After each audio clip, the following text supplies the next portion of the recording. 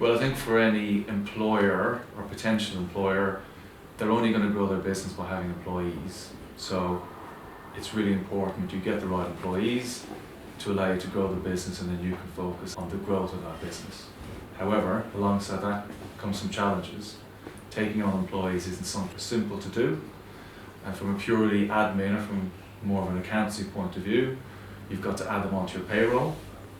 There's also pension requirements, and then on top of that there's also the HR elements as well.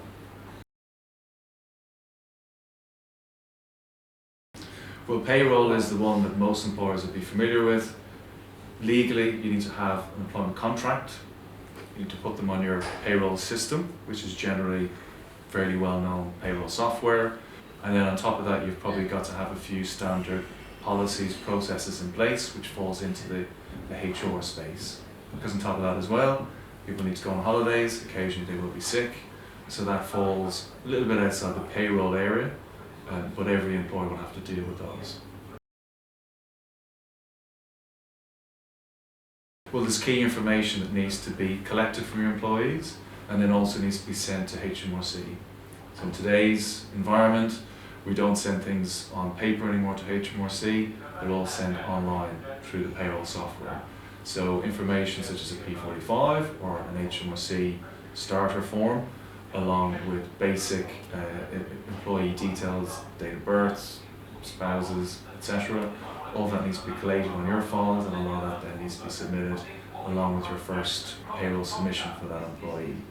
It's also really important because it also determines the tax-free allowance they get, which means the level of tax they get deducted on their salary each month.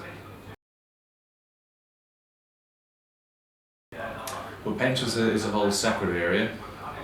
Luckily, the law allows for a 3 months postponement period, which is 3 months, and therefore it typically marries into most businesses' induction period. But there are a number of steps, to having a registered scheme in place to put your employees into, but then also when you have it in place, there's still an admin process to add each new employee into your scheme. So again, you need to communicate with your employees, you need to follow the admin steps, you'll need to make sure that the pension contributions are submitted correctly and on time, because again, there is a pensions regulator who makes sure that every employer offers a scheme to their employees, but also makes the right deductions and pays them across correctly into the individual scheme.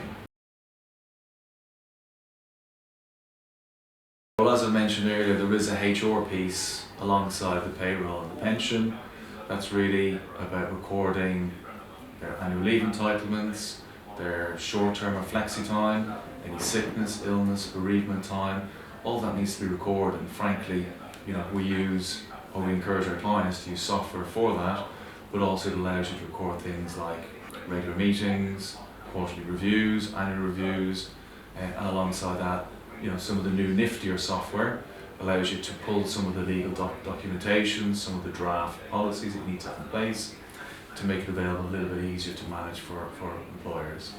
So for our clients, we manage the payroll, the auto-enrolment elements, or the admin pieces of the auto-enrolment pension, and finally we're beginning to put together a plan for helping clients manage their HR piece, because some of the payroll issues that we come up with, or challenges we come up with clients, are HR related. So if we can have a solution for that, it'll help our clients and also help us with some of the payroll issues and challenges we have at times.